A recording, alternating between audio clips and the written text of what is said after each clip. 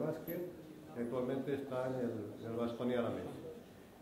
Aparte de todo esto, me ha dicho que el próximo año hará la presentación en castellano, pero que todavía la hará en inglés. Gracias, Diego.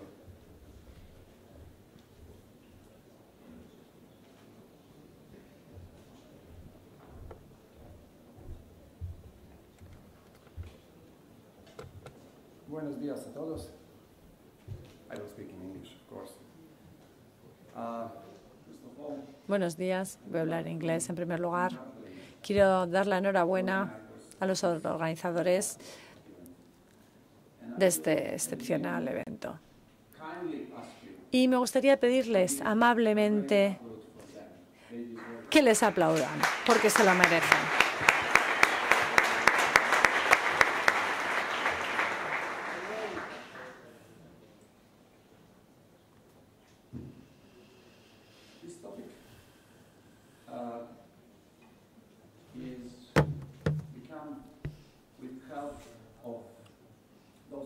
Con la ayuda de esos tres señores, mis colegas de la Universidad de Zagreb y de Ball Performance System, este tema, como decía, ha adquirido mucho interés porque se ha hecho en un entorno internacional, en la Facultad de Kinesiología, en la preciosa ciudad de Zagreb. Relájense un poco con esas imágenes. Un pequeño país, Croacia, que es pequeño, pero a nivel deportivo tiene mucho éxito, con muchísima belleza natural, con más de 1000 islas, quizás en el mar más bonito del mundo. Pero yo ahora vengo del Baskonia, del Alavés, en Vitoria, fantástica ciudad, gente majísima.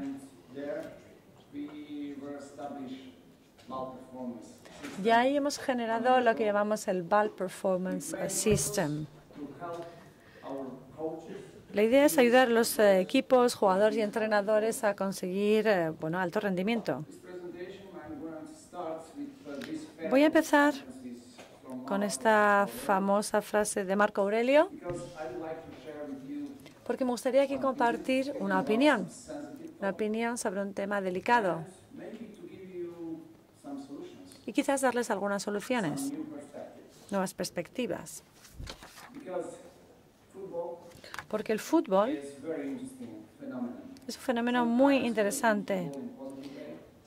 A veces vemos al fútbol desde un punto de vista positivo, como ahora, pero a veces no de una manera tan positiva, sobre todo cuando vemos a la gente alrededor de nosotros tan estrecha de mentes, tan conservadores, y desde ese punto de vista a veces el fútbol es muy paradójico.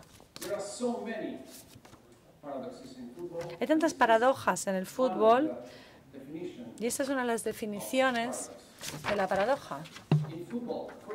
En el fútbol, por ejemplo, en la realidad cotidiana, tenemos una cosa que es un hecho. Tenemos lo que hacemos todos los días, ¿pero por qué? Por ejemplo, nunca o casi nunca hacemos pausas previas al partido o a mitad de partido. Casi nunca. ¿Por qué? En la pretemporada, cada nunca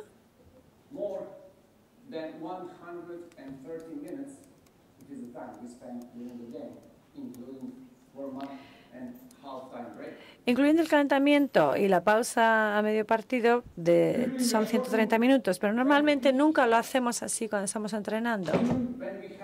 Normalmente también el tamaño del campo de juego suele ser de entrenamiento más pequeño, aunque tengamos a los 11 de futbolistas. ¿Por qué? Y luego el tema de los intervalos de descanso. Nunca simulamos realmente los intervalos de descanso cuando estamos entrenando. ¿Por qué?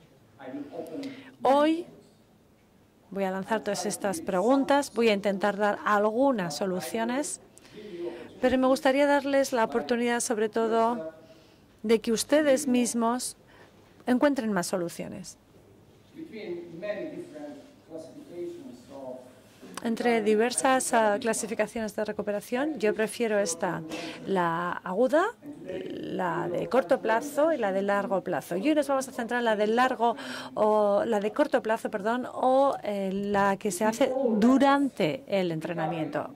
Entre todos los métodos de recuperación que existen, yo prefiero el diseño del entrenamiento como quizás el método de recuperación o solución de recuperación más interesante.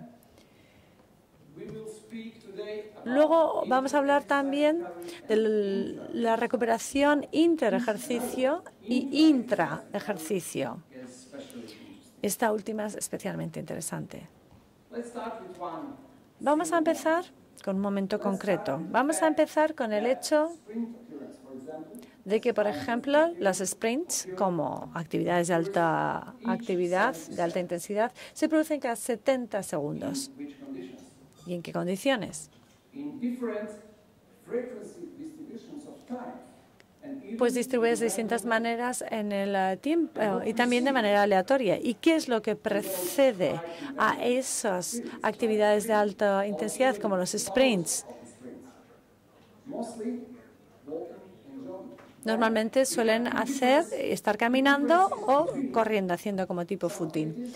Entonces, hay actividades de alta intensidad como los sprints y luego otras de baja intensidad, y hay que diferenciarlo. Y este hecho es algo normal, pero este hecho va a influir muchísimo en las siguientes conclusiones que vamos a ver en esta presentación. ¿Habéis pensado en las paradas en el fútbol? Ahora tenemos un problema. La duración de todas las paradas, su tiempo va aumentando. Y ahora lo podemos empezar a ver como un problema. ¿Cómo podemos actuar a este nivel? Os voy a preguntar si esto realmente es un problema.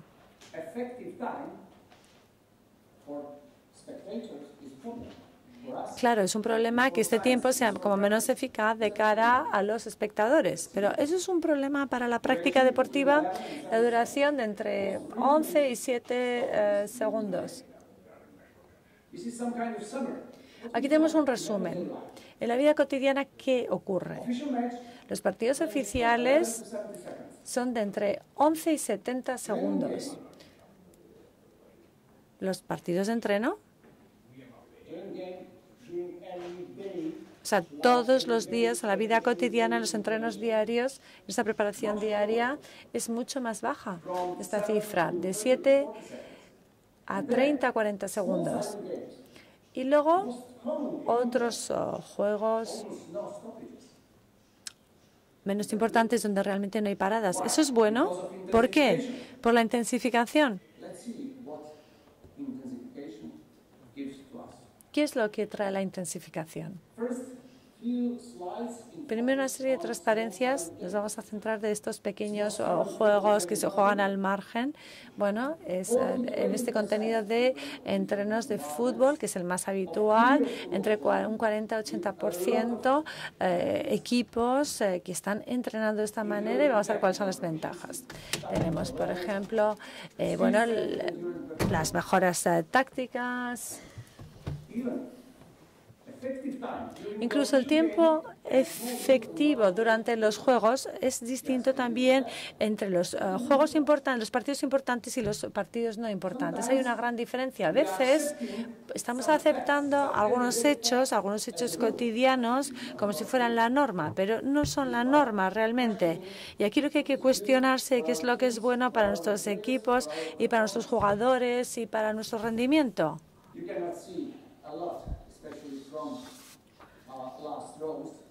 Bueno, ahí abajo ya sé que no llegan a leer, esas filas es difícil de leerlas, pero la idea básicamente esto es como una receta para los entrenos, para ver cuáles son la duración de los descansos, hasta 5 minutos, desde 7 segundos, y luego aquí también los intervalos, que suele ser 5.3 hasta 1.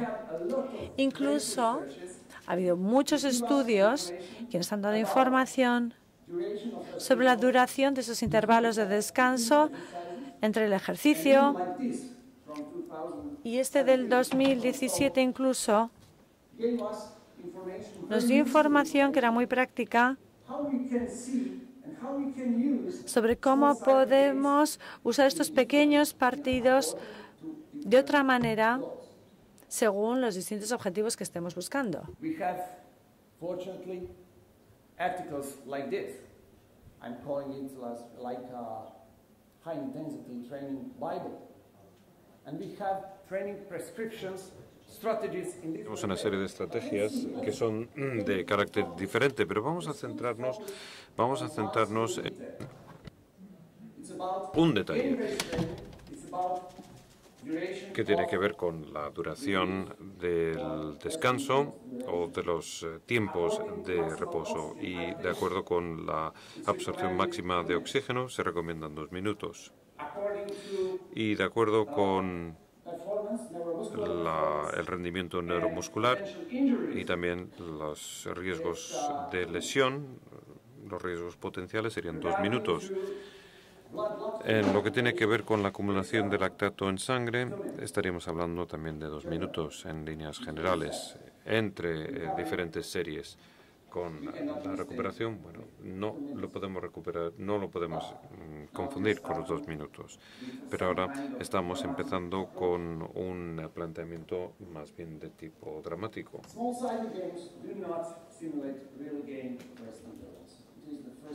Bueno, la primera conclusión es que aquí no se simulan los descansos reales, porque los intervalos entre ejercicios suelen ser más largos que los de los juegos de verdad. Y además estos intervalos son más cortos que los periodos de descanso de partidos de verdad. ¿Por qué? Bueno, posiblemente por el concepto de la intensificación. Algunas veces la intensificación es la solución. Pero bueno, eso sí, tenemos un gran enfrentamiento con este tema. Tenemos una serie de principios de entrenamiento en el deporte y uno de los conceptos más importantes es el de la sobrecarga y el de la especificidad.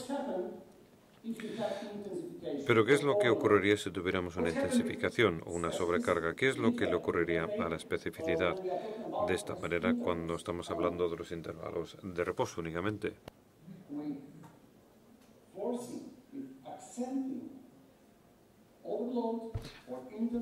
Bueno, con la sobrecarga o con la intensificación nos estamos apartando mucho de lo que es la especificidad. Y la especificidad es uno de los principales principios, especialmente en el entrenamiento deportivo. ¿No es una paradoja esto? Partiendo de la definición que hemos visto anteriormente. Sí, es una paradoja. Y ahora vamos a intentar centrarnos un poco más en el tema objeto de esta presentación. Si no tuviéramos un equilibrio entre estos dos principios, estaríamos ante una situación peligrosa, puesto que en este caso lo que podríamos ver que habría jugadores, y fijaros en esto, que están sobreentrenados y que tienen un nivel insuficiente de destrezas.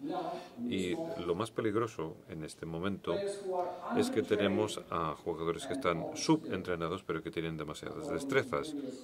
De acuerdo con la presentación anterior, existe un grave peligro aquí en la ciencia deportiva y especialmente en la práctica deportiva. Entonces, la solución tiene que ver con el tercer principio más importante, que es el de la variabilidad. Vamos a analizar todos estos conceptos y vamos a considerar esto, pero desde una óptica de lo que es la variabilidad. Pero ¿cuáles son los temas principales en términos generales a los que nos enfrentamos en la actualidad? La cuestión principal es si podemos entrenar o podemos mejorar la recuperación entre partidos. Desafortunadamente, no.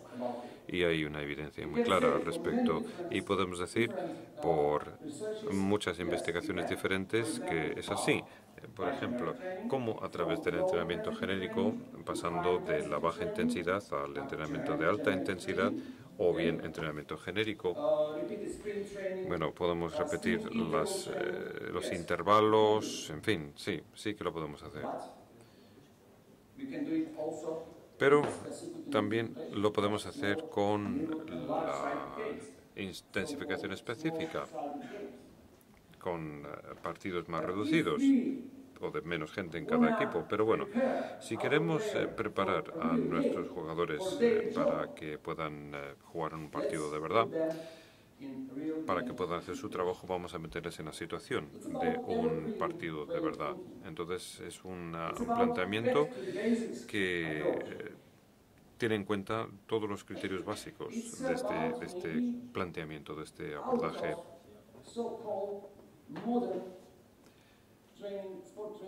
Y esto es algo que tiene que ver con los principios de entrenamiento modernos. Pero al final de la charla, cuando llegue a lo que es la parte de las conclusiones, hablaremos un poco más sobre este tema. Una de las soluciones tiene que ver con los partidos de simulación. Bueno, ¿qué son? Es algo en el que es algo que está a medio camino entre partidillos y partidos de verdad, que simula situaciones especiales y siempre hay un elemento de competitividad con las normas oficiales, claro, con las reglas y con intervalos de descanso entre 10 y 75 segundos. Y no es fácil de ver, tampoco es fácil de hacer, pero sí que es posible. Y entonces tenemos el concepto de la intensidad de tal manera que lo que se hace es aplicar el principio de correr y parar, en hacer series. Entonces el concepto principal, desde mi punto de vista, el criterio principal, tal y como lo veo yo, es esto, y que es la expresión de la fuerza, de la potencia. Este concepto está relacionado con los movimientos más importantes y también tiene o guarda relación con los momentos más importantes durante un partido de fútbol. Tiene que ver con el dar de cabeza, el disparar a puerta, y durante estas actividades estamos produciendo diferencias dentro del juego, dentro de ese partido. Pero ¿qué es lo que habría que hacer? Y lo que me gustaría hacer es provocar, no solamente a vosotros, que habéis venido para fines de recuperación, pero me gustaría provocar de una manera positiva, claro, me gustaría provocar a los entrenadores. Vamos a intentar llevar al jugador a una situación en la que va a tener menos acciones intensas y menos intensidad media durante algunos partidos. ¿Por qué o para qué? Bien, pues para que ellos puedan expresar esa potencia, esa energía, y para que puedan generar una diferencia, puesto que en los partidos con menos gente nos hemos apartado demasiado de lo que es el significado de un partido de fútbol. Si aceptamos este concepto, deberíamos pensar también en las proporciones, en los partidos de simulación, y también habría que pensar un poco en el partido de verdad. O bien en la formación de jóvenes, lo podemos hacer de manera inversa, bueno, por el proceso de aprendizaje motor y también por las diferentes fases de desarrollo. Bueno, hay distintas fases implicadas, y también porque lo que queremos hacer es evitar la especialización temprana. Esto en términos generales. Pero cuando estamos analizando el contenido de entrenamiento del fútbol, tenemos tres pilares fundamentales. Tenemos los partidos de verdad, las destrezas individuales y también el entrenamiento de la condición física, y después tenemos los partidillos. Pero vamos a pensar en ello de otra manera ahora. Vamos a garantizar el predominio de los partidos de verdad y el abordaje individual para con el jugador. Y vamos a utilizar estos partidillos solamente para poder hacer un ajuste de lo técnico y de lo táctico de todas estas características o destrezas.